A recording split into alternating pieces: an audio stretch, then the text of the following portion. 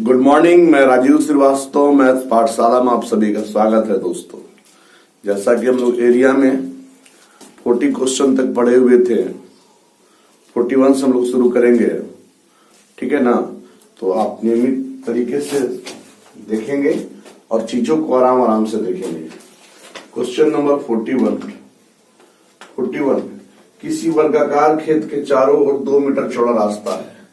मान लिया जाए कि यह वर्गाकार खेत है, इसके चारों ओर 2 मीटर चौड़ा रास्ता है और रास्ता का क्षेत्रफल 72 वर्ग मीटर दिया हुआ है।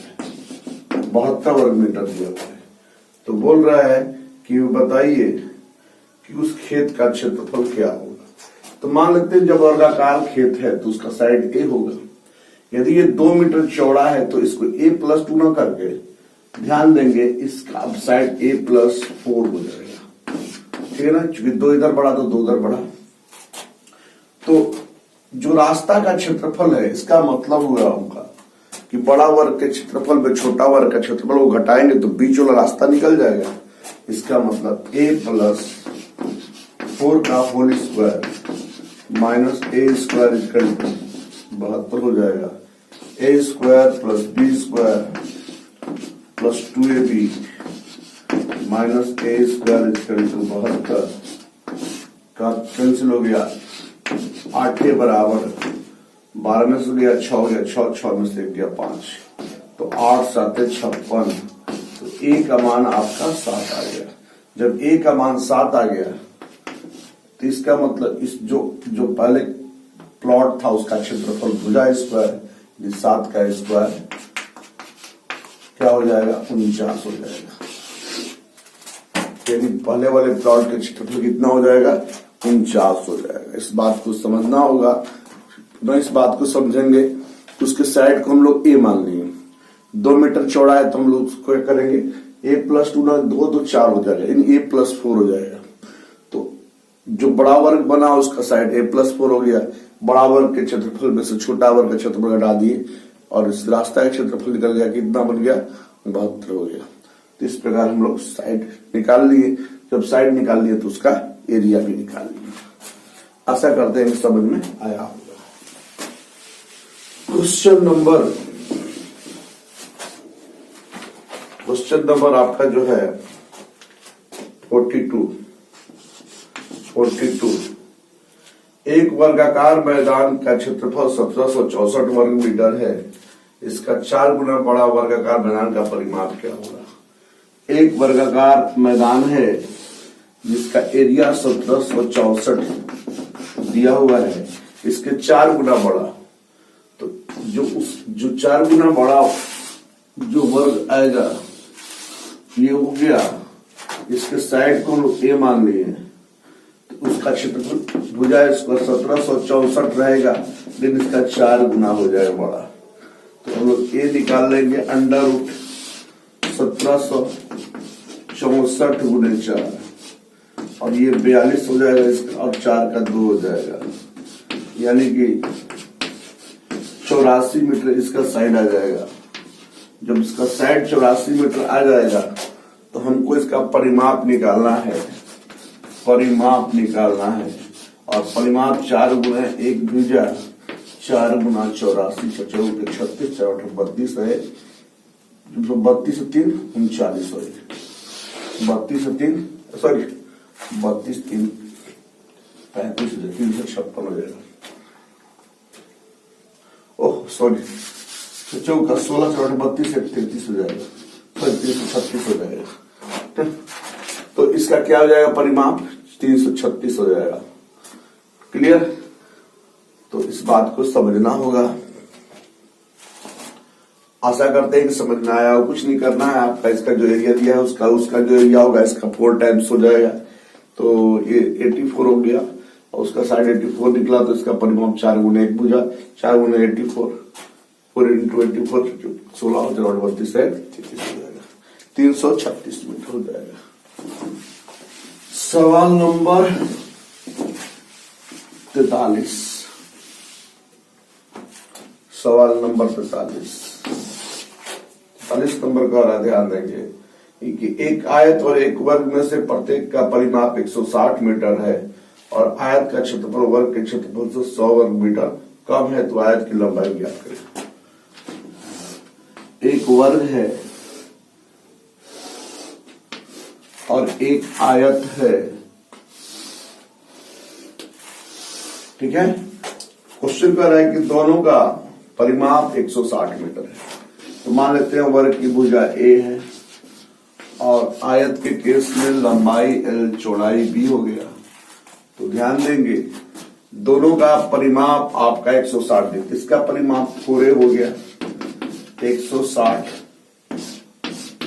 तो A का मान कितना हो गया 40 हो गया। इसकी परिमाप की यदि बात किया जाए तो 2 इंटू L प्लस B बराबर 160, तो L प्लस B कितना हो गया 80 हो गया। अब दोनों के वर्ग के क्षेत्रफल के 100 का अंतर है। इसका मतलब इसका वर्ग का क्षेत्रफल भुजा स्क्वायर 40 का स्क्वायर 1600, इसका क्षेत्रफल लंबाई गुने चौड़ाई कितना का अंतर है 100 का अंतर है। 1600 माइनस 100 बराबर L गुना B, यानी 1500 बराबर L गुना B हो जाएगा। अब हमारे पास L प्लस B 80 है और L इंटू B 1500 है। यदि हम L बराबर 50 रख दें और B बराबर 30, तो 50 30 80 हो जाएगा और 50 गुना 30 क्या हो जाएगा 1500। तो लंबाई मेरा कितना हो गया 50 हो गया, चौड़ाई मेरा कितना हो गया। जनरली लंबाई को बड़ा रखा जाता है। इस प्रकार हमसे सवाल क्या पूछा है, सवाल हमसे पूछा है कि लंबाई कितनी है, तुम्हारे इसका 50 मीटर आंसर हो जाएगा। आशा करते हैं कि ये बात समझ में आ रहा होगा, ठीक है। आशा करते हैं कि बात समझ में आ रहा होगा। आगे बढ़ेंगे हम लोग। क्वेश्चन नंबर 44, क्वेश्चन नंबर 44 करा ध्यान देंगे। 44 और 45 दोनों प्रॉपर्टी का क्वेश्चन है, तो ध्यान देंगे। पहले हम लोग बात को समझ लें कि थोड़ा सा ऐसे हम एग्जाम्पल दे रहे हैं तब इसको समझेंगे। जैसे मान लिया जाए कि मेरे पास एक वर्ग है और एक बार मेरे पास एक आयत है। यदि पहला केस कि दोनों का परिमाप समान हो तो किसका क्षेत्रफल बड़ा होगा। फर्स्ट केस कि P1 बराबर P2, दोनों का परिमाप बराबर है। इसके परिमाप को हमने P1 ले लिया और इसके परिमाप को हमने P2 ले लिया, समझ लीजिएगा। इसका एरिया है A और इसका एरिया है B, इसका एरिया क्या है B। तो यदि केस ऐसा हो कि दोनों का परिमाप इक्वल हो, एक हम मान लेते हैं कि दोनों का परिमाप 16 है, सब कुछ कीजिएगा। दोनों का परिमाप मान लीजिए गया है कि इक्वल है, मान लिया हम 16 मान लिए, तो इसका साइड मान लीजिए कुछ होगा। तो जब इसका परिमाप 16 है तो 4 गुने 1 भुजा बराबर 16, तो एक कितना हो गया 4 हो गया। जब ए 4 हो गया तो इसका एरिया क्या होगा 4 का स्क्वायर कितना 16। यदि इसका परिमाप 16 है, इसका मतलब कि लंबाई उसका 5 होगा, चौड़ाई उसका 3 होगा। तब ना 2 इंटू एल प्लस बी करेंगे तो 2 इंटू 5 प्लस 3, 8 दूनी का 16 होगा। तो यदि इसका लंबाई 5 है, उसका चौड़ाई 3 है, तो इसका एरिया क्या हो गया लंबाई गुने चौड़ाई कितना हो गया 15। तो मैं कहना यही चाहता था कि जब दोनों का परिमाप इक्वल होगा तो एरिया किसका बड़ा है, इसका एरिया 16 है, इसका एरिया 15 है। तो याद रखिए जब दो आयत जब एक शेप वर्ग है और दूसरा शेप आयत है और दोनों का जब परिमाप इक्वल है तो आपका एरिया सदा वर्ग का बड़ा होगा। यही दूसरा केस होता है कि दोनों का एरिया इक्वल है, जैसे वर्ग का और आयत दोनों का एरिया इक्वल है तो परिमाप वर्ग का बड़ा होता है। इस बात को ध्यान देंगे। इसका मतलब जो हमारा क्वेश्चन है 44, ध्यान देंगे 44 क्वेश्चन थ्योरेटिकल टाइप का क्वेश्चन है कि एक वर्ग और एक आयत का परिमाप बराबर। क्वेश्चन आप किताब लेकर जरूर रहे हैं ताकि चीज समझ पाए। एक वर्ग और एक आयत का परिमाप बराबर है तो उनके क्षेत्रफल क्रमशः ए और बी है, तो इसके में कौन सा संबंध होगा? तो वर्ग का क्षेत्रफल आयत के क्षेत्रफल से बड़ा होगा, तो ए बड़ा हो जाएगा बी। यानी कि हम 44 नंबर का ऑप्शन सी ले सकते हैं। 45 नंबर की यदि हम बात करें कि दोनों का एरिया समान है और वर्ग का परिमाप P1 है और आयत का परिमाप P2 है, तो आयत का परिमाप ज्यादा होता है, यानी कि P1 से P2 बड़ा होगा।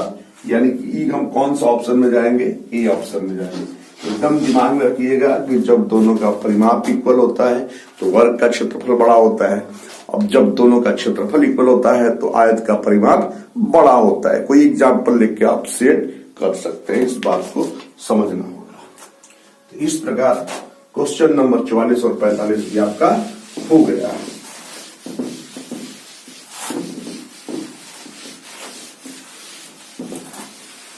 आते हैं क्वेश्चन नंबर 46 के पास। एक आयत और एक वर्ग का परिमाप समान है, यदि प्रत्येक 80 सेंटीमीटर है तो उसका क्षेत्रफल का अंतर 100 वर्ग सेंटीमीटर है, तो उनका भुजाएं ज्ञात करें। बात वही है कि एक बार वर्ग ले लिया गया और एक बार आयत ले लिया गया, एक बार वर्ग ले लिया गया और एक बार आयत ले लिया गया। अब बोल रहा है दोनों का प्रत्येक का परिमाप समान है और इसका परिमाप दोनों इसका परिमाप 80 है तो इसका भी परिमाप 80 ही है, ठीक है ना। इसके भुजा को हमने ए मान लिया, इसके लंबाई को एल, चौड़ाई को बी मान लिया। तो जब इसका परिमाप 80 है तो 4 गुने 1 भुजा बराबर 80, तो ए कितना हो जाएगा? 20 हो जाएगा। अब जब इसका परिमाप 80 है तो 2 इंटू एल प्लस बी बराबर 80, तो एल प्लस बी कितना हो जाएगा? 40 हो जाएगा। अब दोनों के क्षेत्रफल में कितना का अंतर है? 100 का अंतर है। इसका क्षेत्रफल हो जाएगा भुजा स्क्वायर, इसका क्षेत्रफल लंबाई गुना चौड़ाई बराबर 100 हो जाएगा। 20 का स्क्वायर कितना हो गया? 400 माइनस 100 बराबर एल गुना बी, 30 बराबर एल गुना बी। तो अब बताइए कि जब दोनों का योग 40 है और दोनों का गुणनफल 300 है, तो हम एल और बी, एल को 30 और बी को हम क्या रख दें? 10 रख दें। कैसे? 30 10 40 हो जाएगा और 30 दहिया कितना हो जाएगा? 300 हो जाएगा। तो इसका मतलब हम कह सकते हैं, ऑप्शन भी मेरे पास है, तो क्या करेंगे? 30 10 ऑप्शन के हिसाब से हम चीजों को चेक कर सकते हैं, चेक कर सकते हैं। ये क्वेश्चन नंबर आपका कौन था? 46 था, 46 था। ऐसा करते हैं, जब भी इस तरह का क्वेश्चन आए चीजों को समझ लीजिए, ठीक है ना। आगे बढ़ेंगे।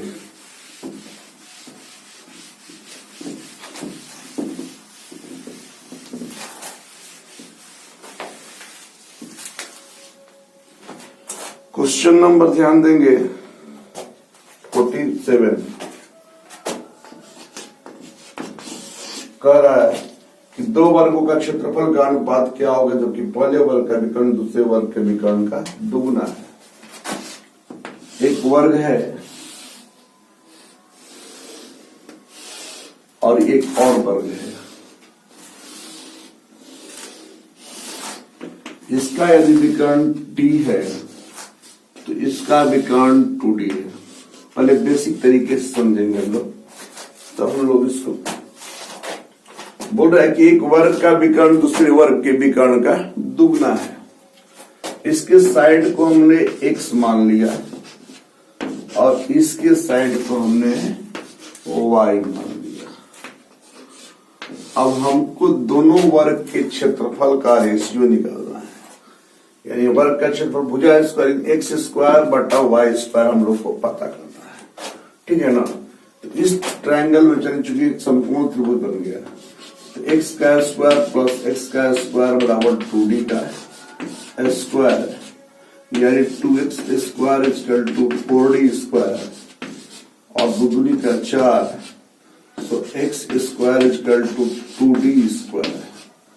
इसमें जब हम चले तो Y square plus Y square बराबर डी स्क्वायर, तो 2y square equal to D square, so Y square equal to D square by 2।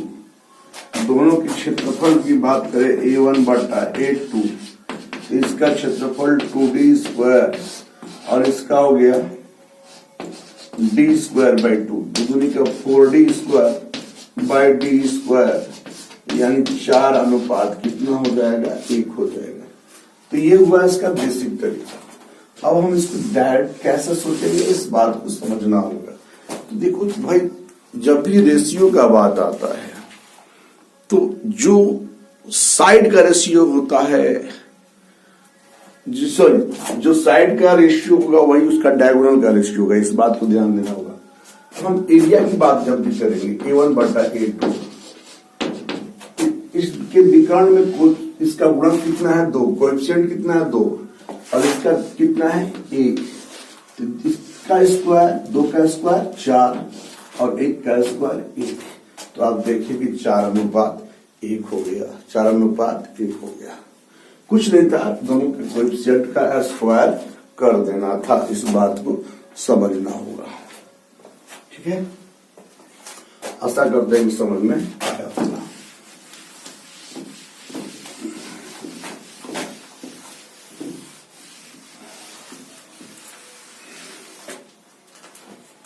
सवाल नंबर ध्यान देंगे, 2 वर्ग का क्षेत्रफल हो गया 48, कर है 48। 2 वर्ग का क्षेत्रफल का अनुपात 1:2 है, तो उनके परिमापों का अनुपात क्या होगा। यानी इसका एरिया A1 है और इसका एरिया A2 है, बराबर 1/2 दिया है, तो उसका परिमाप का रेशियो क्या होगा। तो जो साइड का रेशियो होता है वही परिमाप का रेशियो होता है। अब मान लिया जाए कि पहला वर्ग था तो उसका साइड A था, तो भुजा square A1 square A2 square बराबर 1/2 है। तो A1 बटा जब A2 करेंगे तो 1 का 1 हो गया, 2 का √2 हो जाएगा। तो साइड का रेशियो 1:2 होगा, लेकिन हम बोल रहा है परिमाप का, उसका क्या बोल रहा है, उसके परिमाप। तो मान लीजिए ऊपर में दोनों में 4 से गुना कर दिए तो कोई फर्क पड़ता है क्या, कोई फर्क नहीं पड़ता है। और इसका परिमाप P1 हो गया, इसका परिमाप P2 हो गया बराबर 1/। तो आपको समझना यही है कि जो साइड का रेशियो होगा वही परिमाप का रेशियो होता है, जो साइड का रेशियो होता है वही परिमाप का रेशियो होता है, इस बात को समझना होगा। आते हैं सवाल नंबर 49 के पास। सवाल नंबर 49 के पास, 49 नंबर के पास सवाल नंबर 49 का ध्यान समझेंगे कि 2 वर्गों का परिमाप क्रमशः 24 मीटर और 32 मीटर है। ऐसे वर्ग का परिमाप क्या होगा जिसका क्षेत्रफल दोनों वर्ग के क्षेत्रफल के योग के बराबर है। तो हम 2 वर्ग बना लेंगे।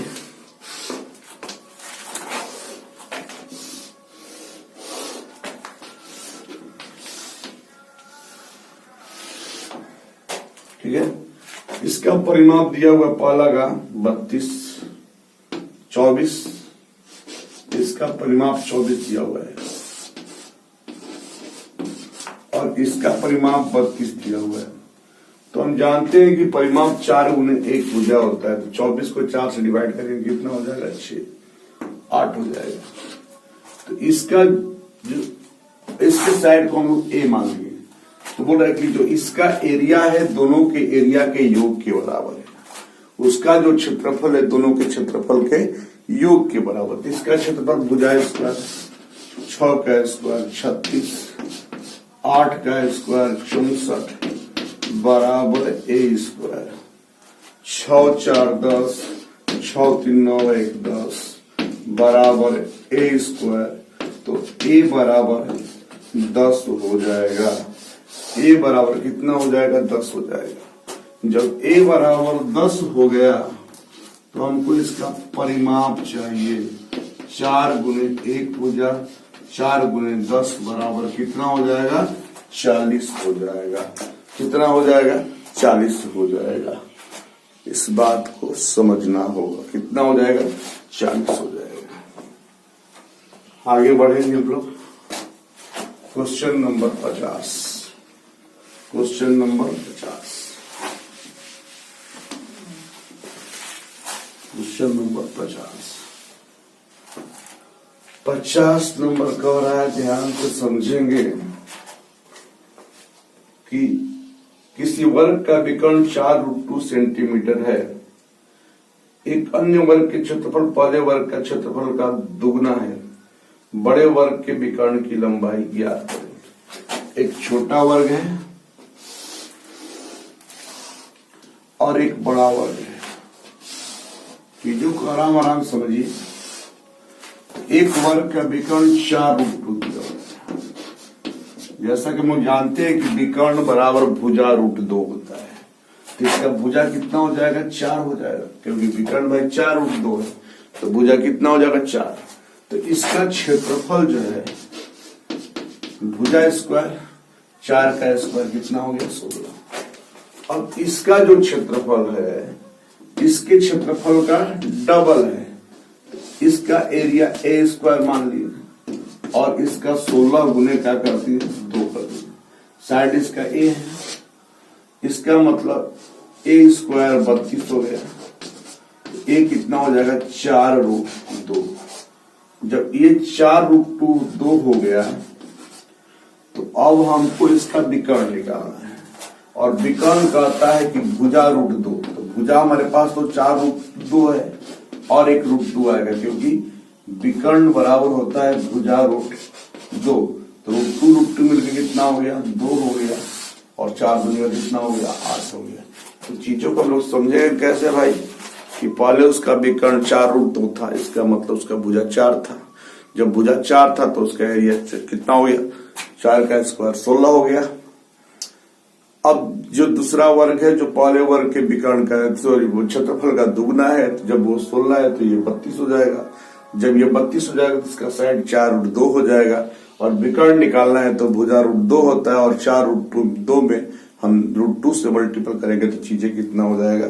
आपका 8 हो जाएगा। 8 हो जाएगा। इस बात को आपको समझना होगा।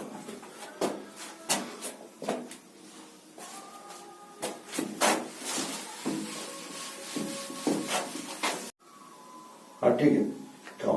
14 सेंटीमीटर भुजा वाले एक वर्ग के अंतर्गत खींचे जाने वाले तम त्रिज्या वाले वृत्त का क्षेत्रफल क्या होगा? एक वर्ग है जिसकी भुजा 14 सेंटीमीटर है। यदि उसकी भुजा 14 सेंटीमीटर है तो उसके अंतर्गत एक वृत्त खींचा गया अंदर से। तो जो वृत्त का व्यास होगा, डायमीटर जो होगा, उसकी भुजा के बराबर होगा, और इसका व्यास क्या होगा? 2 गुने त्रिज्या 14। तो आर कितना हो गया? 7। जब इसका आर 7 हो गया तो इसका एरिया क्या हो जाएगा? पाई आर स्क्वायर 22/7 गुने 7 गुने 7। इसका मतलब 154 वर्ग मीटर हो जाएगा। यानी जो वृत्त बनेगा उसका क्षेत्रफल कितना हो जाएगा? 154 वर्ग मीटर हो जाएगा। 154 वर्ग मीटर हो जाएगा। आगे बढ़ते हुए सवाल को हम चलेंगे। सवाल नंबर 52। सवाल नंबर 52। सवाल नंबर 52। 52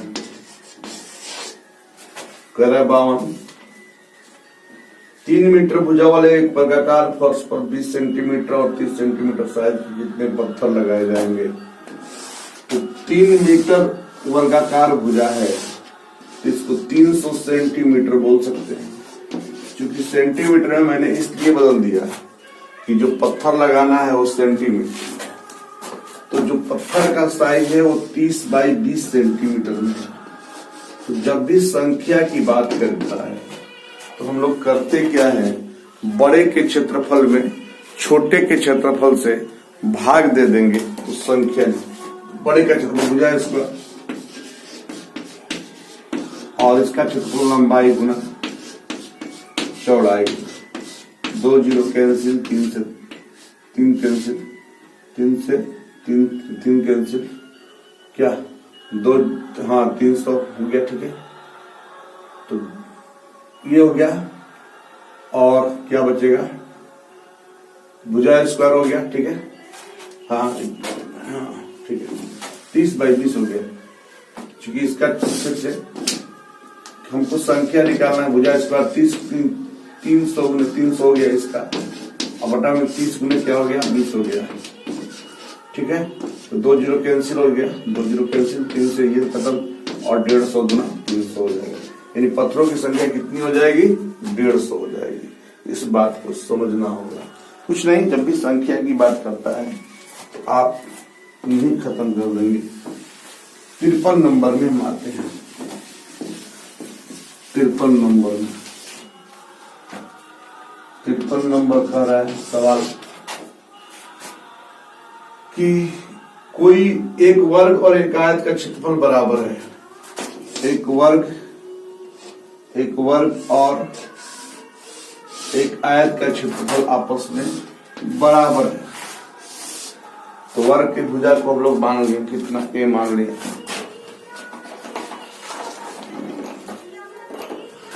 चलिए इसकी भुजा को हम ए मान लिए।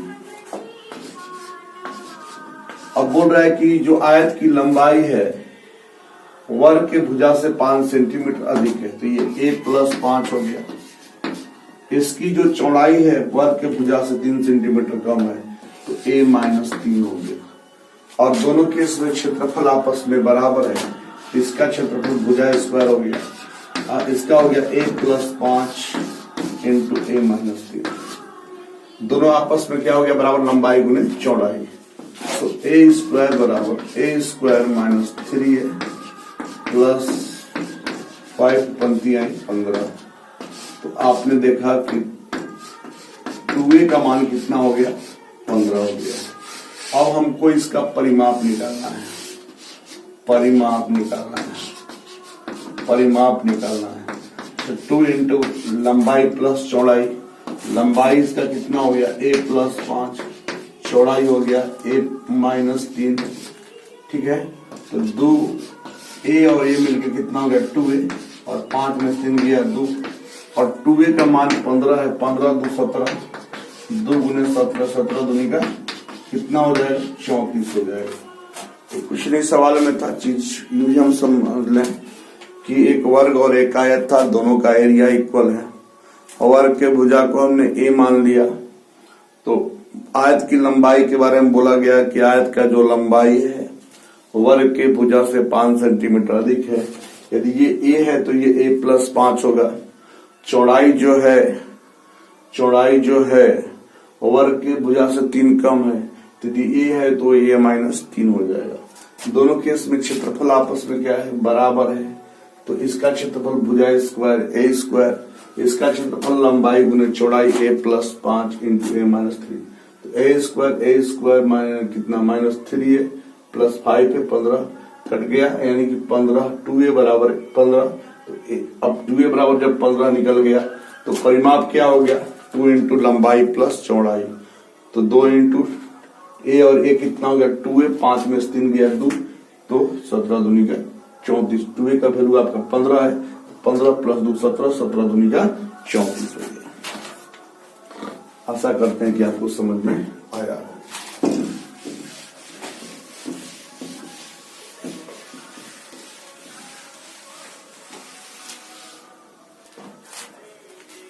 सवाल नंबर 54। एक वृत्त की त्रिज्या को 3 गुनी करने से उसके परिधि पर क्या असर आएगा। ध्यान देंगे, जो त्रिज्या पर प्रभाव पड़ता है वही परिधि पे प्रभाव पड़ेगा, जो भुजा पे प्रभाव पड़ता है वही उसके परिमाप पे पड़ता है। तो आपको समझ लीजिए, पहले वृत्त की त्रिज्या r था, वो हो गया 3r। तो पहले उसका परिधि था 2πr, अब उसका परिधि हो जाएगा 2 पाई इंटू 3r ना, इसका मतलब 3 इंटू 2 पाई r लिख सकते हैं। और इसको हमने c माना है तो C2 जो होगा 3 गुना C1 हो जाएगा, यानी पहले का कितना हो जाएगा 3 गुना। तो आपको इतना नहीं करना है, दिमाग में ऐसे ही चलना चाहिए कि जो परिवर्तन त्रिज्या पे आएगा वही परिवर्तन परिधि पे उसका आएगा। यदि वो 3 गुना हो रहा है तो ये भी 3 गुना हो जाएगा। क्वेश्चन नंबर 55 क्वेश्चन नंबर 55 ध्यान देंगे। 55 नंबर क्वेश्चन क्या बोल रहा है? कह रहा है कि यदि किसी वृत्त की त्रिज्या में 50% की वृद्धि कर दिया जाए तो उसके क्षेत्रफल में कितना परसेंट की वृद्धि हो जाएगा। तो जनरली हम लोग इसको a plus B plus A B बटा में 100 पे सोचते हैं। तो 50 प्लस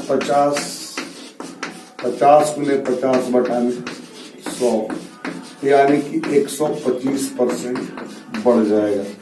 अब हम लोग इसको समझे था कि ये कैसे होता है, इसको समझा जाए। देखिए वृत्त का क्षेत्रफल पाई r स्क्वायर होता है, तो पाई तो कांस्टेंट है, फ्लक्चुएशन r में होता है, तो r में फ्लक्चुएशन 2 बार होता है। और त्रिज्या 50% उसका बढ़ रहा है, इसका मतलब हुआ 1/2। इसका मतलब एक बार r 2 से 1 बढ़ गया तो 2 से 3 हो गया। फिर अगला बार भी r, चूंकि क्षेत्रफल में r 2 बार आता है, ये भी 2 से क्या हो गया 3 हो गया। तो 2 का 4 हो गया, 3 का 9 हो गया। 4 से 9 बढ़ा कितना बढ़ गया 5। तो 5 बढ़ा किस पे बढ़ा तो 4 पे। 100 पे कितना बढ़ेगा, यानी 25 चौक 100 और 25 बचे 125%। तो ये इसका बेसिक हो गया तरीका। जहां से आपको उचित लगे, जैसे भी आपको उचित लगे, आपका मैक्सिमम आउटपुट होना चाहिए। इस बात को समझना होगा, कैसे मैक्सिमम आउटपुट करना है इसको आपको समझना होगा। आशा करते हैं कि आपको ये बात समझ में आया होगा। आशा करते हैं कि आपको ये बात समझ में आया होगा। क्लियर? एक क्वेश्चन और ले लेते हैं, क्वेश्चन नंबर 56। एक क्वेश्चन और ले लेते हैं, क्वेश्चन नंबर 56। देखिए 56 नंबर क्वेश्चन क्या कर रहा है, ध्यान समझेंगे। कह रहा है वर्गाकार रूप से मुड़ी हुई एक इस्पात की तार 121 वर्ग सेंटीमीटर क्षेत्रफल करता है।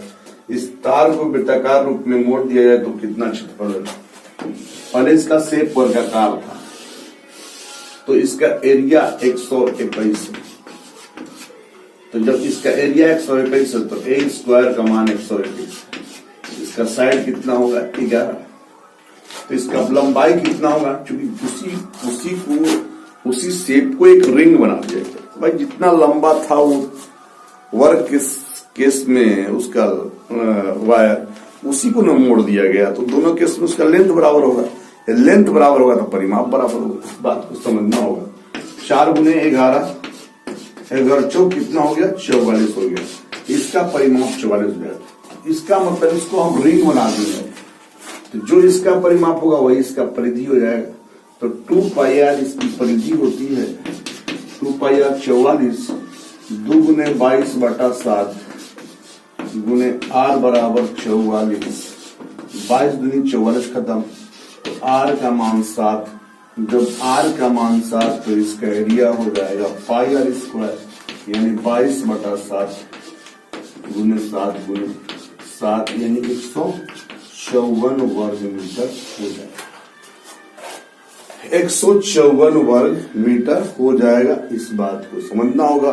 पुनः इस बात को समझना होगा कि जब एक शेप को दूसरे शेप के रूप में हम रूप दे रहे हैं, और ये पहले शेप जो था वर्गाकार था, इसका जितना मीटर टोटल लेंथ होगा उसी को हम एक रिंग बना दे रहे हैं। इसका मतलब कि दोनों केस में उसकी लंबाई कांस्टेंट हो जाएगी, यानी इसका परिमाप हो गया, उसका परिधि हो गया। तो इसका मतलब हमने परिमाप निकाल दिया 44 और उसका 44 परिधि हो गया, तो 2 पाई r 44 हो गया, तो r 7 हो गया। जब r 7 हो गया तो उसका एरिया पाई r स्क्वायर हो जाएगा, यानी 154 हो जाएगा। दोस्तों आपने देखा कि मैंने आज क्वेश्चंस जो दिया उसको आप आराम आराम से 2 बार 3 बार देखेंगे तो उम्मीद करते हैं कि आपको प्रॉब्लम नहीं आएगी। आप वीडियो को रुक रुक के आराम आराम से देखिए ताकि आप रिटर्निंग ले पाए। नहीं देखिए, एग्जाम सारे निर्धारित समय पे लिए जाएंगे, तो यदि हम लोग इसको नहीं बैलेंस करके चलें तो शायद जिस समय आप आराम करते हैं अगला उस समय पढ़ता है तो मुकाबला होगा तो आपको निकल जाएगा। इसलिए चीजों को आप बैलेंस करके चलिए। ऑल द बेस्ट, खुश रहिए, मस्त रहिए। अच्छा वीडियो लगे तो लाइक करें, शेयर करें, सब्सक्राइब करें। धन्यवाद।